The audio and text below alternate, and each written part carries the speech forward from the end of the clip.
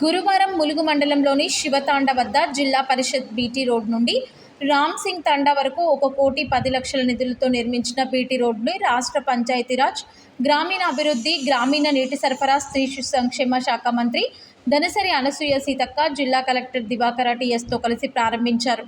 ఈ కార్యక్రమంలో అదనపు కలెక్టర్, స్థానిక సంస్థల incharge Sampath Rao, EE Veerabhadram, RDO Satyapal Reddy, సంబంధిత అధికారులు తదితరులు పాల్గొన్నారు.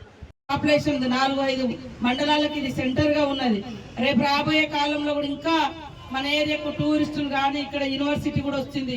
డాక్టర్లు, మెడికల్ స్టూడెంట్స్ అందరు కూడా ఈ పక్కనే మనకు ఒక 10 కిలోమీటర్లలోనే వస్తూ ఉంటే మరి వాళ్ళకి ఏ పనైనా కూడా ఇటు రావడానికి ఇటు వస్తూ పోతుంటే కూడా ఈ మన కేంద్రంలో చాలా అద్భుతమైనటువంటి మరి పనులు జరుగుతాయి. కాబట్టి ఖచ్చితంగా మీరందరూ దీన్ని ఉపయోగించుకొని మంచిగా రాణించాలని, మన గవర్నమెంట్ కూడా మహిళలకు ఫస్ట్ ప్రాధాన్యత ఇవ్వాలని 17 రకాల వ్యాపారాలను పెట్టిండ్రు.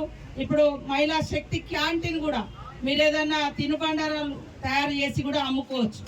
అట్లాంటిది కూడా ఇవాళ హైదరాబాద్లో మేమందరం ఎమ్మెల్యేలు, మంత్రులు, మరి అధికారులు ఉండేటువంటి సెక్రటేరియట్లో కూడా మన మహిళలకే మహిళా శక్తి క్యాంటీన్ అని ఇచ్చింది.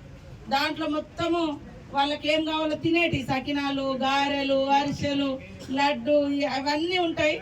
అట్లాగే కొన్ని చోట్ల భోజన కార్యక్రమాలు కూడా పెడుతున్నారు. బొగతా లాంటి కాడ కూడా వాటర్ ఫాల్స్ దగ్గర కూడా పెట్టడం జరిగింది. వరంగల్ కలెక్టరేట్ లో పెట్టడం జరిగింది. మన ములుగు కలెక్టరేట్ లో కూడా మహిళా శక్తి క్యాంటీన్లు పెట్టడం జరిగింది.